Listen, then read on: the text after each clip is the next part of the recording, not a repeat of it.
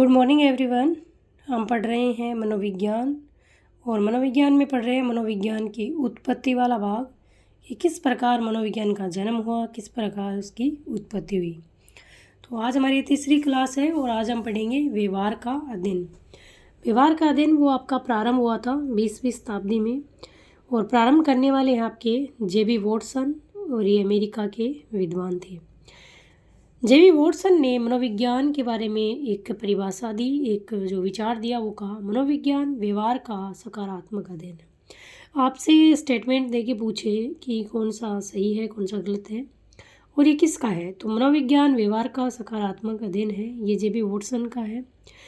व्यवहार का अध्ययन 20वीं सदी के आरंभ से आज तक आपका क्या है, व्यवहार का अध्ययन ही चल रहा है। सबसे पहले आपका आत्मा का अध्ययन आया जो जिसके जनक अरस्तु थे। दूसरा आपका मन मस्तिष्क का विज्ञान आया, उसके पोम्पोनोजी जनक थे। तीसरा आपका चेतना का विज्ञान आया, उसके जनक विलियम जेम्स थे। और व्यवहार का अध्ययन इसके जनक आपके जे.बी. वॉटसन। प्रस्तुतकर्ता मतलब जनक वॉटसन है, समर्थक है McDougall, Woodworth, Skinner, Murphy, Spencer, crow and crow, हल, बोरिंग, मन, थोर्नडाइक, एलिस क्रो और गार्डनर, ये इसके समर्थक हैं, व्यवहार के अध्ययन के समर्थक हैं। प्रिय विद्यार्थियों, व्यवहार के अध्ययन को समझने के लिए व्यवहार के अध्ययन की एक बहुत ही अच्छी परिभाषा है और ये परिभाषा अब तक first grade, second grade, REET, CTET वगैरह में इतनी बार ये परिभाषाएं घूम घूम के रिपीट हो चुकी है और फिर आपसे ये पूछी जा सकती है। वुडवर्थ ने एक परिभाषा दी थी, उन्होंने कहा मनोविज्ञान ने सबसे पहले अपनी आत्मा, फिर मन और फिर चेतना का त्याग किया तथा वर्तमान में व्यवहार के स्वरूप को अपनाया। इसका मतलब है कि सबसे पहले आपका जो मनोविज्ञान चलता वो आत्मा का अध्ययन वाला था, फिर उसके बाद में मन के अध्ययन वाला आया, फिर चेतना का आया और वर्तमान में चल रहा है वो व्यवहार का स्वरूप चल रहा है। तो ये परिभाषा देने वाले व्यक्ति का नाम है वुडवर्थ है। व्यवहार के अध्ययन के रूप में कुछ परिभाषाएं दी गई है यहाँ पर व्यवहार के अध्ययन की। आपसे ये परिभाषाएं देके यहाँ से प्रश्न पूछा जा सकता है। वुडवर्थ ने कहा मनोविज्ञान सामाजिक वातावरण में होने वाला मानव के व्यवहार का अध्ययन है।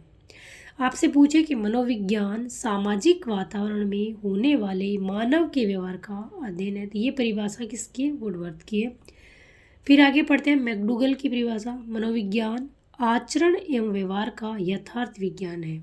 क्या है मनोविज्ञान, ये मनोविज्ञान की परिभाषाएं हैं। मनोविज्ञान आचरण एवं व्यवहार का यथार्थ विज्ञान है, ये देने वाले हैं मैकडूगल। फिर आगे आते हैं बोरिंग नाम का मनोवैज्ञानिक आता है, वो कहता है मनोविज्ञान मानव प्रकृति का विज्ञान है। मर्फी कहते हैं जीवित प्राणी जब सामाजिक वातावरण में जीवित प्राणी द्वारा सामाजिक वातावरण में जब है, यहाँ पर आप द्वारा कर लीजिएगा, जीवित प्राणी द्वारा सामाजिक वातावरण में की जाने वाली अनुक्रिया या व्यवहार ही मनोविज्ञान है। ये परिभाषा देने वाले आपकी मर्फी है। आगे बढ़ते हैं। प्रिय विद्यार्थियों, यहाँ से मनोविज्ञान के जो फर्स्ट ग्रेड, सेकेंड ग्रेड और रीट में कई बार प्रश्न आया है और वो प्रश्न क्या है, जब मनोविज्ञान क्या है और क्या नहीं है। आपसे 3 स्टेटमेंट सही देंगे, एक आपसे गलत देंगे, पूछेंगे निम्नलिखित में से कौन सा सही नहीं है। तो इस प्रकार का प्रश्न बना है, तो इसको हम देखते हैं मनोविज्ञान है या नहीं है। तो यहाँ पर आपके दे रखे हैं मनोविज्ञान है जो साइकोलॉजी विधायक है, सकारात्मक है, पॉजिटिव है, नियामक है, आदर्शात्मक है, प्रयोगात्मक है, अनुप्रयुक्त है और अनप्रयुक्त है। ये आपके 1 2 3 4 5 6 7 8 आपके दे रखे हैं। इसमें से मनोविज्ञान क्या है क्या नहीं है। तो मनोविज्ञान आपका विधायक है, सकारात्मक है, पॉजिटिव है, नियामक। आपका मनोविज्ञान नियामक नहीं है, जिसको मैंने काट रखा है वो नहीं है, नियामक नहीं है। मनोविज्ञान में नियम नहीं चलते हैं। आदर्शात्मक मनोविज्ञान नहीं है, आदर्श भी नहीं चलते हैं। प्रयोगात्मक मनोविज्ञान है, अनुप्रयुक्त है परंतु अनप्रयुक्त नहीं है। ध्यान रखना, थोड़ा सा अंतर है, अनुप्रयुक्त है परंतु अनप्रयुक्त नहीं है। मनोविज्ञान की प्रकृति शब्दों में अब देखते हैं, हम उसको थोड़ा सा आसान तरीके से समझते हैं कि मनोविज्ञान क्या है क्या नहीं है।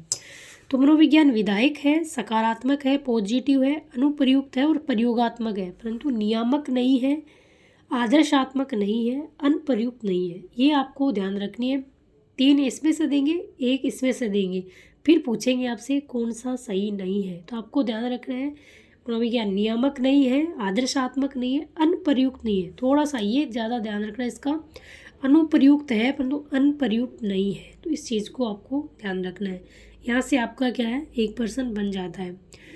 प्रिय विद्यार्थियों, एक बार हम पीछे वाला, अब आगे आ जाते हैं मनोविज्ञान के संप्रदाय। तो पीछे वाला मनोविज्ञान की उत्पत्ति वाला एक बार हम रिवीजन करते हैं और देखते हैं कि कौन कौन से प्रश्न इनमें से आपके बन सकते हैं, प्रश्न कहाँ से आपसे पूछा जा सकता है, इसके बारे में हम एक बार बात करेंगे। हमने यहाँ से शुरुआत करी थी मनोविज्ञान की उत्पत्ति।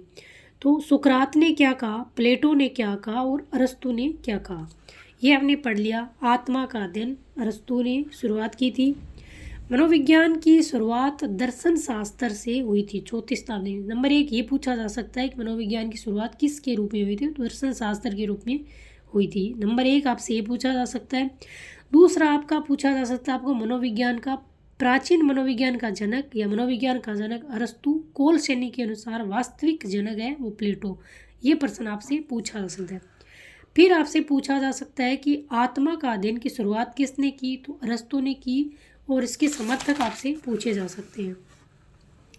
फिर आपको ये पूछा जा सकता है कि रुडोल्फ गोइक्ले नाम का 1590 ईस्वी में एक व्यक्ति आया था, उसने पुस्तक लिखी साइकोलॉजिया, इसमें सबसे पहले साइकोलॉजी शब्द का प्रयोग किया। तो ये आपसे पूछा जा सकता है।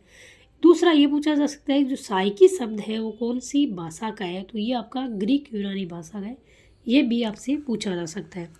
फिर आगे आपका पूछा जा सकता है कि मन मस्तिष्क का जो विज्ञान है इसके जनक कौन है, पोम्पोनोजी है, इसका समय क्या है, ये आपसे पूछा जा सकता है। आगे बात करते हैं हम जो मनोविज्ञान के, आधुनिक मनोविज्ञान के जनक विलियम जेम्स, प्राचीन मनोविज्ञान के अरस्तु और कोल श्रेणी के अनुसार प्लेटो। तो यहाँ से लगभग 1% बनने की संभावना रहती है, तो ये आपसे पूछा जा सकता है। फिर आपसे चेतना का विज्ञान, विलियम जेम्स इसके जनक है और ये 30 वर्ष सबसे कम समय के लिए रहा था, 1870 से 1900 ईस्वी तक रहा था। तो ये भी आपसे पूछा जा सकता है। फिर विलियम वुंड ने 1879 ईस्वी में लिप्जिंग जर्मनी के कार्ल मार्क्स विश्वविद्यालय में प्रयोगशाला की स्थापना की। तो ये भी आपसे पूछा जा सकता है। प्रयोगात्मक संरचनावाद के जनक विलियम वुंट है और टिचनर इसके शिष्य हैं। तो ये भी आपसे पूछा जा सकता है। फिर आता है कि आधुनिक मनोविज्ञान का विचार किसने दिया, 1870 में विलियम जेम्स ने दिया।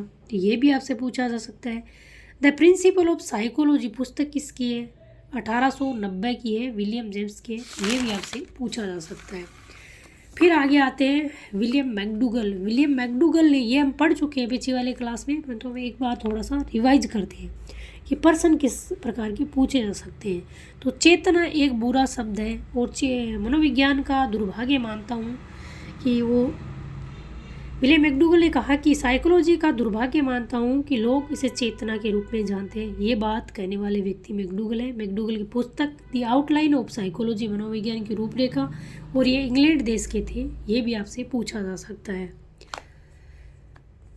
फिर आपका ये फ्राइड वाला पूछा जा सकता है कि फ्राइड ने किस प्रकार प्रयोग किया, ये भी हम पढ़ चुके हैं। फिर व्यवहार के अध्ययन में जो आज आपने पढ़ा था, आज हमने पढ़ा, इसमें से क्या पूछा जा सकता है, व्यवहार के अध्ययन के जनक पूछे जा सकते हैं। व्यवहार का सकारात्मक अध्ययन, ये वाली परिभाषा पूछी जा सकती है, और ये अर्थ यात्रा परिभाषा आपसे पूछने की संभावना रहती है। तो ये आपसे फिर रीट पात्रता में ये परिभाषा आपसे मोस्ट कर लेना पूछी जा सकती है। फिर व्यवहार के अध्ययन के रूप में मनोविज्ञान की कुछ परिभाषाएं हैं, ये आपसे पूछ सकते हैं। और यहाँ से एक प्रश्न बन सकता है कि मनोविज्ञान क्या है क्या नहीं है, विधायक है, सकारात्मक है, पॉजिटिव है, अनुप्रयुक्त है और प्रयोगात्मक है, नियामक नहीं है, आदर्शात्मक नहीं है और अनुप्रयुक्त नहीं है। ये आपसे पूछा जा सकता है। प्रिय विद्यार्थियों, आज पढ़ेंगे हम यहीं तक, और कल वाली क्लास में आगे हम पढ़ेंगे वो है मनोविज्ञान के संप्रदाय हम पढ़ने वाले हैं, और मनोविज्ञान के प्रकार और संप्रदाय पढ़ेंगे। फिर हमारा, प्रिय विद्यार्थियों, पढ़ते रहिए, स्वस्थ रहिए, मस्त रहिए। जय हिंद, जय भारत।